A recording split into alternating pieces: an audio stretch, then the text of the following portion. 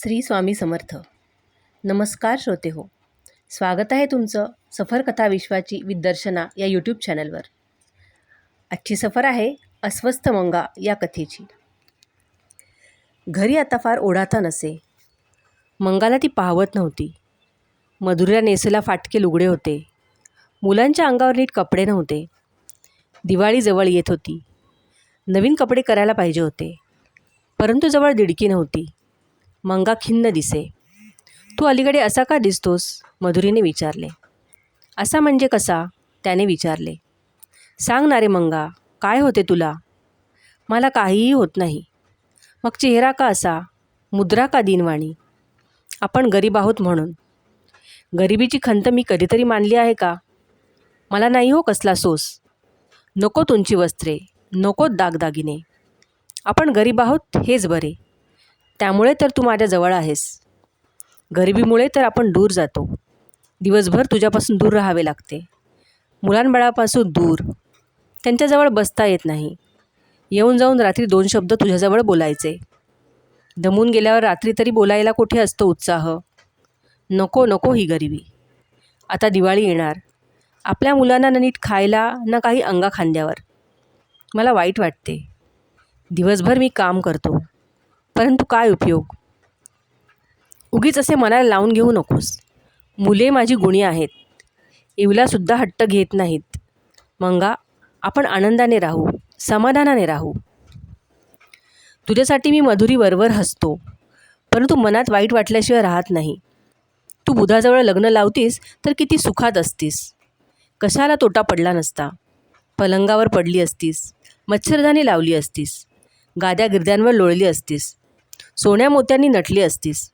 गडी माणसे घरी असती, गाडी घोडा असता, चांगले खायला, चांगले प्यायला, भांडी घासावी लागली नसती, हात असे राकट झाले नसते, दुसऱ्याचे दळणकांडण करून तुझ्या हातांना असे घट्टे पडले नसते, केसांना छान तेल लावले असतेस, अंगाला उठणे लावले असतेस, शृंगार साज केला असतास, मुलांबाळांचे लाड करत असतीस, त्यांना नटवले असतेस, त्यांच्या पाळण्यावर खेळणी लावली असतीस. कधी कंटाळलीस तर हवा खायला दुसऱ्या गावी गेली असतीस. परंतु मंगाजवळ लग्न लावलेस. तीच झोपडी, तीच भाकर, तीच रोज उठूनची दादात, तीच चिंधी नेसायला, तीच भाजी खायला. कंटाळली असशील तू. मुलांना घरी ठेवून तुला कामाला जावे लागते. मधुरी, तुला सर्व गोष्टींचे वाईट वाटते. आज आपले लग्न होऊन 5-6 वर्ष झाली, परंतु इतके वाईट पूर्वी वाटत नसे. अलीकडे मला भडभडून येते. तुझे कष्ट मला पाहवत नाहीत. आपल्या प्रिय माणसास कष्ट पडू नयेत असे आपणास फार फार वाटत असते. मला तर तुझे कष्ट करता येत नाहीत. दूर. तू पोराबाळांचे करशील, की घरात काम करशील, की दुसऱ्याकडची कामे करशील, की माझी सेवा करशील? दमून जातेस हो तू. पूर्वीचा तेजेला तुझ्या चेहऱ्यावर राहिला नाही. तू सुकून गेल्यासारखी दिसतेस. मधुरी, मी जाऊ का कुठे? जाऊ कुठेतरी लांब प्रवासाला. वाटते की देशांतर करावे, व्यापार करावा, धनदौलत मिळवावी आणि मधुरीला सुखाच्या स्वर्गात ठेवावे. मंगा, कशी तुझी समजूत घालू मी? माझ्या मनात सुखाच्या कल्पना नाही हो कधी येत. पलंग, गाद्या, गिरद्या स्वप्नातही मनात नाही येत. तुझे गोड बोलणे, गोड हसणे यातच माझी सारी सुखी आहेत. तू कामावरून येतोस व डोळे भरून मला पाहतोस. त्यानेच मला सारे काही मिळते. मी दिवसभर तुझी वाट पाहत असते. केव्हा दृष्टीस पडशील असे मला वाटते. माझा मंगा बंदरावर काम करीत असेल, ओझे वाहत असेल, त्याची पाठ वाकत असेल, घाम गळत असेल. मी जवळ असते तर तुझा घाम पुसला असता. मंगा, कधीकधी आपणही बंदरावर कामाला जावे असे माझ्या मनात येते. आपण बरोबर काम केले असते. मुले आजीबाईंजवळ खेळली असती. परंतु बायका बंदरावर काम करत नाहीत. तुझी मूर्ती सारखी माझ्या डोळ्यासमोर असते. नको हो जाऊच तू कुठे. भाजी भाकरी तीच असते, परंतु तू रोज नवा आहेस. तुझा जोपर्यंत मला कंटाळा आला नाही, तोपर्यंत भाजी भाकरीचाही येणार नाही. तुझी गोडी जोपर्यंत माझ्याजवळ आहे, तोपर्यंत बेचव असे काहीच नाही, नीरस असे काहीच नाही. ज्या दिवशी तू मला फिका वाटशील, त्या दिवशी मला जिनेच फिके वाटेल. मग ही माधुरी जगू शकणार नाही. आम्ही बायका प्रेमावर जगतो. आम्ही अल्पसंतोषी असतो. एक गोड शब्द मिळाला, एक गोड हास्य मिळाले, एक गोड हळूच चापट मिळाली तर आम्ही मोक्षसुख मानतो. हसतोस काय मंगा? हे काय? अशी जोराने नको थप्पड मारूस. मनी उठली वाटते. झोपाळ्यावर बाहेरच निजली आहे. पडायची एखाद्या वेळेस. मी घेऊन येते. असे म्हणून मधुरी उठून गेली. सोन्या रुपल्या झोपले होते. मधुरी मणीला घेऊन आत आली. तिला जवळ घेऊन बसली. मधुरी, मी बाहेर जाऊन येतो. लवकर ये मंगा. उगीच एकटा समुद्राकाठी जाऊ नकोस. माझी शपथ आहे तुला. माझ्या बाळाचीही शपथ आहे. लवकर परत येईन. मंगा बाहेर पडला. परंतु तो कोठे जाणार होता? त्याने निश्चित ठरवलेले असे काहीच नव्हते. तो चालला कुठेतरी, परंतु शेवटी समुद्राकडेच निघाला. मधुरीने जाऊ नको असे सांगितले होते, तरी पाय तिकडेच वळले. तो त्या टेकडीवर आला. अनेक आठवणी त्याच्या डोळ्यासमोर होत्या. ते रम्य बालपण त्याला आठवले. बालपणी ते वाळूमध्ये खेळणे मौजेचे वाटे. वाळूचे किल्ले, वाळूचे बंगले, त्यात त्यावेळेस मन रमे. परंतु आज मन नीरस झाले होते. पुन्हा एकदा लहान व्हावे असे त्याला वाटले. तो घसरगुंडी करीत खाली आला. पुन्हा टेकडीवर चढला. इतक्यात कोण दिसले त्याला? कोणीतरी त्याला दिसले. कसली तरी आकृती दिसली. ती त्याच्याकडे बोट करीत होती. डोळे वटारून पाहत होती. कोणाची बरे ती आकृती? पांढरी सफेद आकृती. भूत की काय? मनुष्य की पिशाच्च? मंगा पाहत होता. इतक्यात पाठीमागून कोणीतरी आले. मंगाने मागे पाहिले. तोही का भूत? पुढे भूत नव्हते. तो बुधा होता. मंगा? बुधा? किती दिवसांनी आपण भेटत आहोत. पुन्हा त्याच लहानपणीच्या टेकडीवर. परंतु मधुरी मात्र बरोबर नाही. मधुरी बरी आहे ना? हो. मुलेबाळी बरी आहेत ना? हो. आता दिवाळी जवळ आली. मुलांना नवीन कपडे घेतलेस का? मधुरीला नवीन पातळ घेतलेस का? बुधा, मी गरीब आहे. मधुरीला तू मारून टाकशील मंगा. इकडे मी मरत आहे, तिकडे मधुरी मरत आहे. बुधा, मधुरीचे माझ्यावर प्रेम आहे. ती दुःखी नाही. बायका दुःख दाखवीत नसतात. समुद्रावर फेस उधळतो, आत गंभीर असतो. बायका वरवर हसतात, आत दुःख भरलेले असते. शेजारी पाजारी सर्वत्र दिवाळीची तयारी सुरू असेल. मधुरी मात्र शिळे तुकडे मोडीत असेल. मुलांना डोळ्यातील अश्रूंच्या हारांनी नटवीत असेल. बुधा, मी जातो. कोठे जातोस? हे बघ काय आहे समोर. कोठे? ते समोर. अरे बापरे, कोण रे ते? माझ्या बाबांचे भूत. तू नाही ओळखलेस? एखाद्या दिवशी माझ्या खिडकीसमोर ते मला दिसते व चल अशी खूण करते. मी बाहेर पडतो. या टेकडीवर ते भूत मला घेऊन येते. माझ्या डोक्यावरून प्रेमाने हात फिरवते. समुद्राकडे बोट करते व हसते. समुद्राप्रमाणे गंभीर राहा, हास, खेळ असे का बाबा सुचवितात? मला माहीत नाही. मंगा, घाबरू नकोस. बाबा दुष्ट नाहीत. मी जातो, मला जाऊ दे. मीही येतो तुझ्याबरोबर. नको बुधा, मला एकट्यालाच जाऊ दे. जा तर. मंगा निघाला. तो सारखा मागे पाही. कोणी येत नाही ना असे पाहिल्यावर त्याच्या जीवात जीव येईल. तो घाबरला होता. कसा तरी घरी आला. एकदम येऊन दारात पडला. मधुरी जागीच होती. ती बाहेर आली. तेथे मंगा घामाघूम होऊन पडला होता. ती घाबरली, परंतु ती धीराची होती. तिने मंगाच्या डोक्यावर पाणी ओतले. डोके पुसून तिने मांडीवर घेतले. पदराने ती वारा घालू लागली. थोड्या वेळाने मंगा शुद्धीवर आला. आत येतोस ना राजा? ने हात धरून, उठव मला. मधुरीने त्याला धरून आत नेले. अंथरुणावर तिने त्याला निजवले. त्याचा सर्व घाम पुसला. त्याला बरे वाटले. तरी अद्यापही तो बोलत नव्हता. मंगा, काय रे झाले? मी घाबरलो. कशामुळे? मला भूत दिसले आज. भूत? हो. कोठे दिसले? टेकडीवर. मंगा, मी तुला सांगितले होते की टेकडीवर जाऊ नकोस म्हणून. तू का गेलास? तुला माहीत होते टेकडीवर भूत दिसते असे? हो. कोणी सांगितले? बुधाने. बुधाने? हो. तू त्याच्याकडे गेली होतीस की तो तुझ्याकडे आला होता? मीच त्याच्याकडे गेले होते. मला न सांगता? मंगा, मला इतकेही स्वातंत्र्य नाही का? माझ्यावर का तुझा विश्वास नाही? जर माझ्यावर विश्वास नसेल तर काय करायचे ते प्रेम? प्रेम संपूर्ण विश्वास टाकते. का गेली होतीस? भीक मागायला? नाही. मग कशाला? बुधा आजारी आहे असे कळले होते म्हणून त्याला पाहायला गेले. काय बोललीस त्याच्याजवळ? त्याला 2 समाधानाच्या गोष्टी सांगितल्या. तो काय म्हणाला? म्हणाला, माझ्याजवळून मधून मदत नेणार असशील तर मी समाधानाने जगेन. तू तिकडे कष्ट काढीत असता मी का माडीत सुखाने नांदू? तू काय म्हणालीस मग? मी म्हणाले, मदतीची जरूर नाही. त्याला धीर देऊन आले. मी परत यायला निघाले तेव्हाच तो म्हणाला, मधुरी थांब, तुला एक गोष्ट सांगतो. मी थांबले आणि त्याने ती गोष्ट सांगितली. मंगा, तुला सांगितली नाही? रागावू नकोस. मधुरी, काय मंगा? मी तुला खरोखर आवडतो का? अद्यापही तितकाच आवडतो का? आता कशाने खात्री पटवू मंगा? फाडू का हृदय? तुझ्या नखांनी फाड व बघ आत डोकावून. वेडा, तू माझाच आहेस हो. कसाही अस, गरीब, रागीट अस, राखट अस, उतावळा अस, मला आवडतोस. तू पडून राहा. आता शांतपणे झोप. थोपट मला. मंगा, तू का लहान? आज टेकडीवर मी पुन्हा लहानच झालो होतो. घसरगुंडी खेळलो. पुन्हा लहानपणातल्याप्रमाणे वाळूत किल्ले बांधावे असे मला वाटत होते. आज तेथे बुधाही भेटला. काय म्हणाला? तुझी चौकशी केली त्याने. तू त्याला काही वेडेवाकडे तर बोलला नाहीस ना? तोच मला बोलला. काय बोलला? म्हणाला, तू मधुरीला मारीत आहेस. अरे रे, वेडा आहे मंगा. तो निराश झालेला आहे.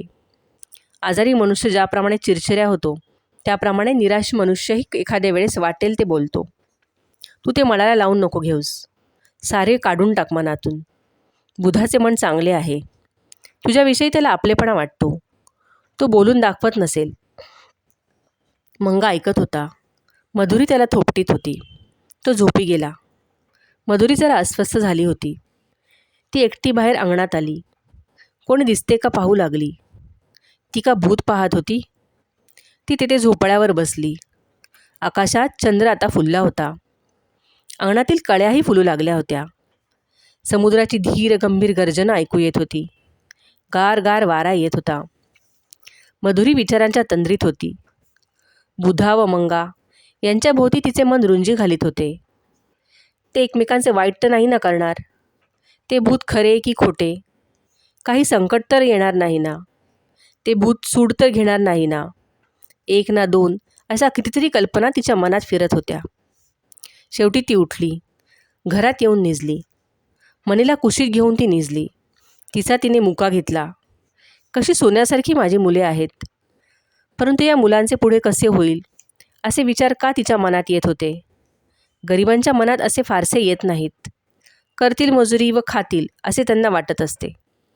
मुलांचे पुढे काय होईल ही चिंता पांढरपेशा मध्यमवर्गीयांच्याच मनात येत असते. दिवाळी आली होती. मधुरीने घरात गोड केले होते. एके दिवशी सोन्या शेजारी गेला होता. तेथील मुले सांजोऱ्या खात होती. सोन्याने पण मागितली. त्याला एक तुकडा देण्यात आला. त्याने तो आईला आणून दाखवला. तू कर ना असे, तो म्हणाला. कोणाकडून आणलीस सांजोरी? सोन्या, तुला 100दा सांगितले की कोणाकडे मागू नये म्हणून. आज पुन्हाच गेलास का? थांब, तुला चांगली आठवण राहिली पाहिजे. चांगला डाग देते जिभेला, म्हणजे कोणाकडे काही मागणार नाहीस. असे म्हणून मधुरीने त्याचा हात धरून त्याला घरात ओढीत नेले. सोन्या रडू लागला. चुलीतील कोलीत तिने हाती घेतले. मागशील पुन्हा? मागशील? वेंगाडशील तोड दुसऱ्याकडे? का लावू डाग जिभेला? कोणाला हात पुढे केलाच घ्यायला? हातालाच भासते म्हणजे हात पुढे जाणार नाही. नको गाई, नको नको. नाही पुन्हा मागणार. नाही कोणाकडे जाणार. नको भाजू आई. आई नको भाजूस. नको कसे. मागे असाच गेला होतास खायला. त्यावेळेचा मार आठवत नाही? पुन्हा गेला आज. भिकारडा, जसा हपापला आहे. खाण्याला मेला. जसा उपाशीच मरत होतास. ते काही नाही. कर हात. हात पुढे कर. आणि मधुरीने त्याच्या तळहातावर ते कोलीत ठेवले. पोर कळवळले. आई नको, भाजेल ग आई. सोन्याने हंबरडा फोडला. बरे झाले. पुन्हा हात कोणापुढे होणार नाही. आई ग, आग होते ग. आई आई. इतक्यात मंगा आत आला. काय आहे हे? काय चालले? आईने हात भाजला माझा. कोलीत ठेवले हातावर. आई ग, तू काय केलेस? कार्ट्याला 17दा सांगितले होते कोणाकडे जाऊ नये म्हणून, परंतु आज सणवारी दुसऱ्याकडे गेला व सांजोरी मागितली. दळभद्री आहे मेला. चांगली आठवण राहायला हवी म्हणून दिला डाग. पुन्हा हात पसरणार नाही कोणाकडे. मंगा काही बोलला नाही. त्याने सोन्याला जवळ घेतले. त्याने त्याला उगी उगी केले. त्याचा हात त्याने कुरवाळला. हाताला चांगलाच फोड आला होता. सोन्याला घेऊन तो बाहेर बसला. रुपल्याही रडत होता. त्यालाही त्याने जवळ घेतले. दोन्ही मुलांच्या अंगावरून तो हात फिरवत होता. सोन्याच्या तळहातावर पुन्हा पुन्हा फुंकर घालीत होता. मंगाच्या डोळ्यातील पाणी त्या तळहातावर गळू लागले. तो गहिवरला. बाबा, तुम्ही का रडता? तुम्ही नका रडू, असे म्हणून सोन्याने बापाच्या गळ्यातला एकदम मिठी मारली. तिकडून मधुरी आली. हाताला गार वाटावे म्हणून तिने लावायला काहीतरी आणले होते. नको लावू काही, जा, सोन्या म्हणाला. लावू दे बाळ, बरे वाटेल, कर हात पुढे. हळूच लाव हो मधुरी, मंगा म्हणाला. आईने औषध लावले. तीही रडत होती. सोन्याने आईच्या डोळ्यातील पाणी पाहिले. आई, मला घे ना जवळ, घे, असे म्हणत तो एकदम आईला बिलगला. मधुरीने त्याला जवळ घेतले. त्याने आपले तोंड तिच्या पदरात खुपसले. परीपत्नी तेथे खिन्न होऊन बसली. मंगा उठला व पुन्हा बाहेर जाण्यासाठी निघाला. मंगा, कोठे जातोस? मसणात. सणवारी नको हो मंगा असे बोलूस. सणवारी सोन्यासारख्या मुलाला डागावे ते बरे वाटतं. नको, अशा शब्दांनी मला भाजू मंगा. जाऊ नकोस यावेळेस कोठे. जाऊ दे मला. मधुरी बोलली नाही. मंगा गेला. मधुरीने मुलांना काहीतरी गोड करून दिले. सोन्या, आवडले ना? तिने विचारले. हो, छान लागते आई, सोन्या म्हणाला. मलाही आवडले, रुपल्या म्हणाला. तिन्ही सांजा झाल्या. 4 पणत्या तिने बाहेर लावल्या. मणी झोपाळ्यावर निजली होती. आई 2 मुलांचे हात धरून फिरत होती. इतक्यात मंगा बाहेरून आला. काय आणलेत बाबा, खाऊ? मुलांनी विचारले. होय हो बाळ, आणि हे फटाकेही घ्या, ह्या चंद्रज्योती, तो म्हणाला. खरेच बाबा? सोन्याने विचारले. होय, खरेच. मंगाने चंद्रज्योती काढून दिल्या. सोन्याने लावल्या. रुपल्यानेही काडी धरली. मधुरीने फटाके सोडवून दिले. बांबूचा चिमटे त्याने त्या मुलांना करून दिला. चिमट्याला धरून मुले फटाके वाजवू लागली. आई, मी हातात धरून वाजवू? सोन्याने विचारले. नको, एखाद्या वेळेस हातावर येईल, आई म्हणाली. नाही येणार, मी काही हातात धरून वाजवायला भीत नाही आई. वाजव हो सोन्या, बाप म्हणाला. सोन्याने हातात धरून फटाका वाजवल्या. फटाके, चंद्रज्योती, मजा आली.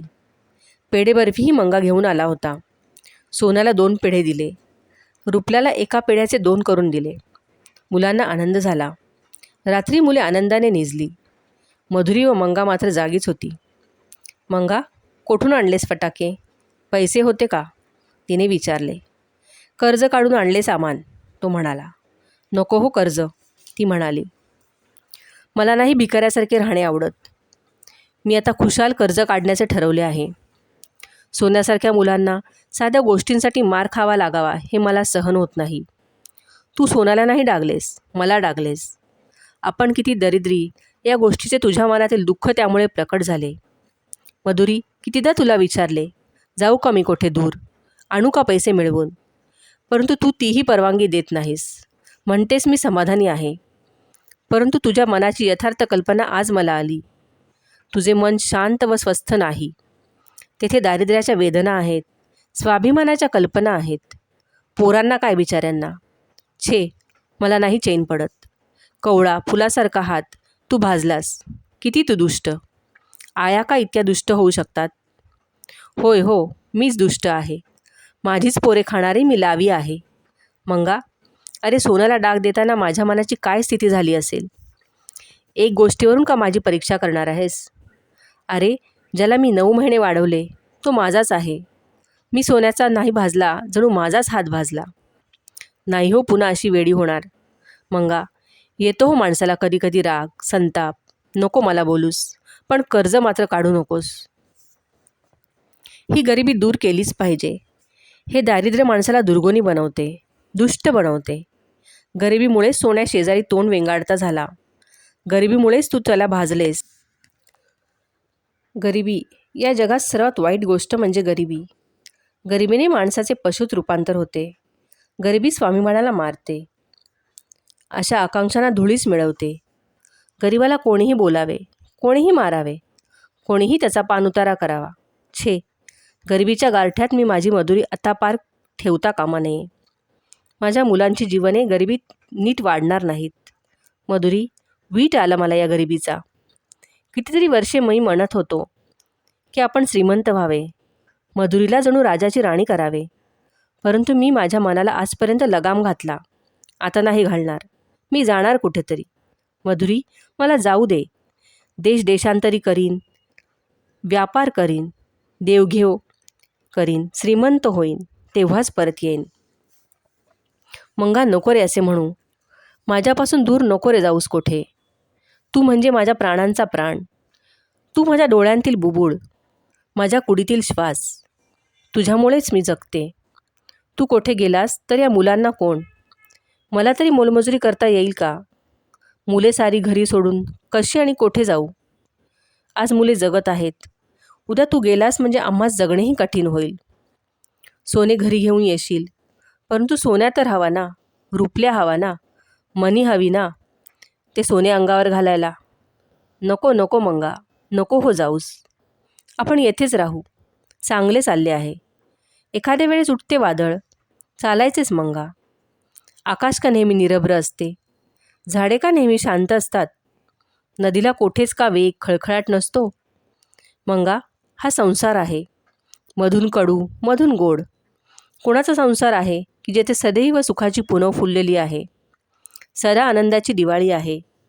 श्रीमंत कुटुंबातूनही का कुरबुरी नसतात, भांडणे नसतात? श्रीमंत आईबाप का मुलांवर रागवत नाहीत? मन सर्वत्र एकच आहे. मंगा, श्रीमंतांची श्रीमंती भांडणे असतात, गरिबाची गरीब. परंतु भांडणे, बोलाचाली चालायचेच हो. मंगा, माझे वेडीचे ऐक. माझ्या मनाचा सूर ऐक. कुठे जाण्याचे मनात आणू नकोस. बघ, तिन्ही बाळे कशी सुरेख झोपली आहेत. चांगली आहेत आपली मुले, रडकी नाहीत, हसतात, खेळतात. त्यांना पाहून मला धन्यता वाटते. मंगा, माझ्या मांडीवर तू ही 3 मुले दिलीस. मी श्रीमंत आहे. ही मुले म्हणजेच माझी संपत्ती. हसती, नाचती, खेळती, बोलती संपत्ती. गोड जिवंत संपत्ती.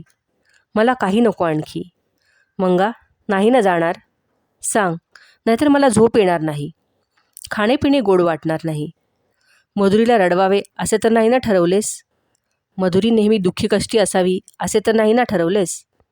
मधुरी, काय वेडेवाकडे विचारतेस? तुला सुखाच्या स्वर्गात खेळवावे, सुखाच्या सागरात डुंबवावे म्हणून तर माझी सारी धडपड आहे. कोठे त्रिखंडात गेलो तरी तुला रडवण्यासाठी म्हणून नव्हे, तर तुला कायमचे हसवता यावे म्हणूनच. हल्ली का मी हसत नाही? उलट तू गेलास कुठे तर मात्र माझे हसे मरून जाईल. माझा आनंद कायमचा मावळेल. माझ्या ओठांची हसण्याची सवय जाईल. आणि तू पुन्हा संपत्ती घेऊन घरी येशील तेव्हा कदाचित मला हसू येणार नाही, माझे तोंड फुलणार नाही. मधुरी जड जरट होऊन जाईल. मंगा, नको ना जाऊस. मंगा, माझा मला सोडून जाणार नाही, नाही ना हो जाणार? खरे ना? असे म्हणून तिने त्याच्या खांद्यावर मान ठेवली. कितीतरी दिवसात अशी मान तिने ठेवली नव्हती. मंगाने तिचे डोके खांद्यावरून मांडीवर घेतले व तो तिला थोपटू लागला. कोणीही आता बोलत नव्हते. मंगा, मांडीवर मान आहे, कापू नकोस हां. नाही हो मधुरी, नीज, शांतपणे नीज. श्रोतेहो, आज इथेच थांबूयात. भेटूयात पुढील कथेत. तोपर्यंत नमस्कार.